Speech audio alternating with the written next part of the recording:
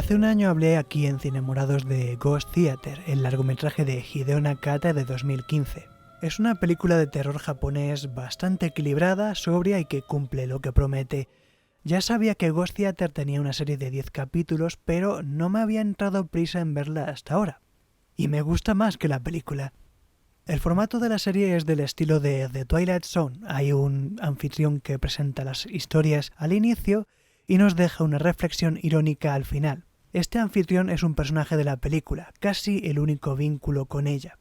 Podrían perfectamente haber llamado a esto las terroríficas aventuras de las AKB-48. Que las protagonistas vengan de un conjunto pop no las hace malas actrices, tienen muchas tablas. Son llamadas continuamente para decenas de proyectos audiovisuales y esto les ha dado una confianza frente a las cámaras que muchos actores shakespearianos querrían para sí.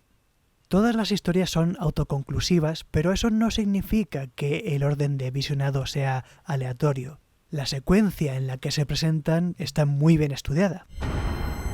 Episodio 1. Está desapareciendo gente y mi amiga tiene una puerta que no quiere que yo abra.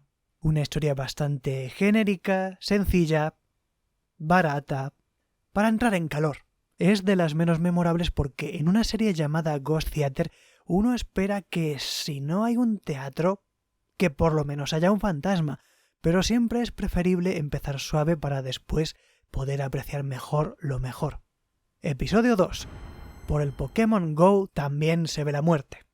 Aquí sí hay fantasmas. Este episodio se suele estrenar seguido del primero para que la gente se enganche. Equilibra un terror más sobrenatural con una humanidad más palpable en sus personajes. Temes por ellos porque son más cercanos a ti. Episodio 3. La chica que marginaste ahora es fan de Kurt Cobain. Un tema recurrente de esta serie es el de las amistades que uno pierde por el camino por no haberles dado la atención que merecían, por haber cambiado de intereses o por egoísmo.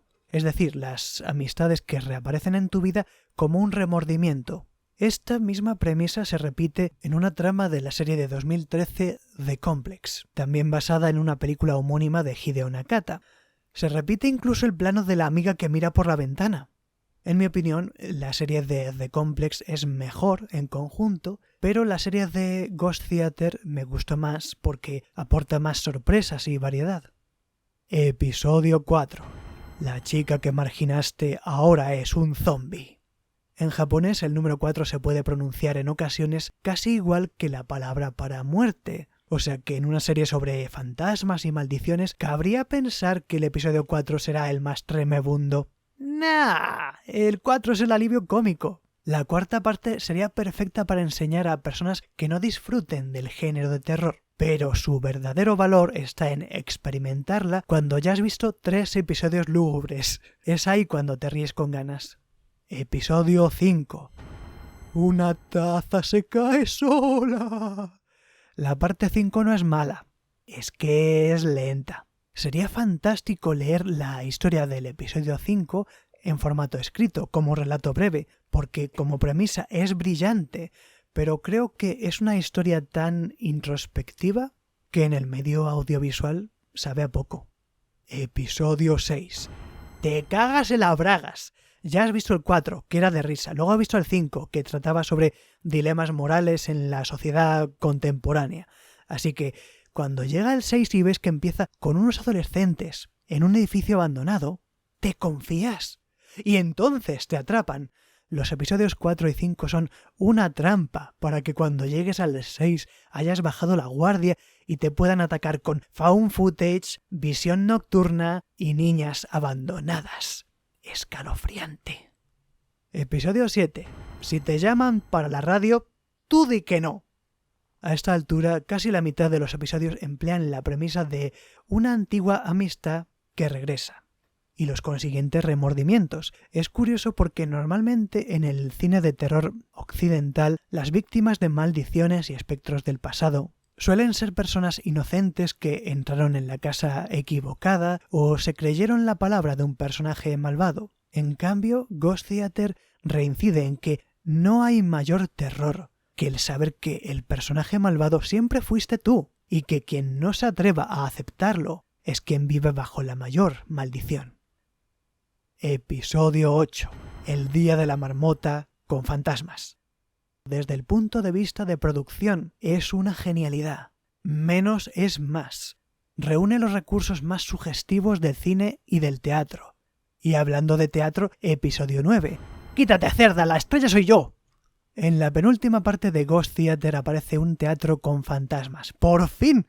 Yo he llegado a hacer teatro aficionado y lo que dicen de las emociones que pueblan el ambiente es verdad. En ese sentido, este episodio de la serie me gusta más que el largometraje de Ghost Theater. Cuentan una historia parecida, pero creo que en la serie aludieron más a impresiones más propias de las actrices que pisan el escenario, mientras que la película aludía más a sentimientos de las actrices en general. La serie finaliza con su remate final, un capítulo que tiene su mensaje, un mensaje muy importante para las mujeres. Episodio 10. No te cases con un niño, por favor. En pocas palabras trata de una joven que tiene un novio que se comporta como un niño y conoce a un niño que se comporta como un marido. ¿Cuál de los dos da más miedo? No te sabría decir. Este remate final es una de esas historias que en lugar de efectuar un aproximamiento en línea recta, da un pequeño rodeo y roza la sátira. A lo largo de toda la serie yo no hice más que algún amago de ruido de vez en cuando. No es una serie que se apoye en los meros sustos, pero con el capítulo 10 me pasé los minutos finales con una risa nerviosa en plan ¡oh no! Pero Ghost Theater sirve como un detector de parejas inmaduras. Amiga, propone a tu novio ver esta serie y si no entiende la crítica del capítulo 10, ¡sal de ahí! ¡Sal de ahí! Y si la entendió y le gustó, vuelvo a recomendarte la serie de The Complex, que tiene mucho en común. De ella tratará la siguiente reseña de Cinemorados.